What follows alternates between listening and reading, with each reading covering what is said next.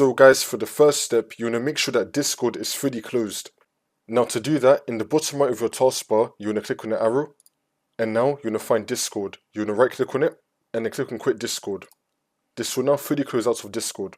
And now for the next step, you want to head over to search and type in %appdata %. Click on it. And then once you're on this, you want to scroll down till you find Discord. Here it is. You want to double click on Discord. And now you want to find the cache folder. Double click on this. And then click on cache data. You want to delete everything in this folder.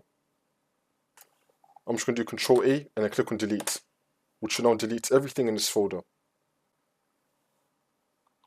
Don't worry, these are only your cached files. When you open up Discord again, it will come back. And now for the next step, you're going to head over to search again and type in CMD. Now you want to run it as administrator. And then click on yes. And now you're going to type in ipconfig /flush DNS. Click on enter. And now you're going to type in netsh winsock reset. Click on enter again. And now for the last step, you just want to restart your computer. And then the problem should be fixed.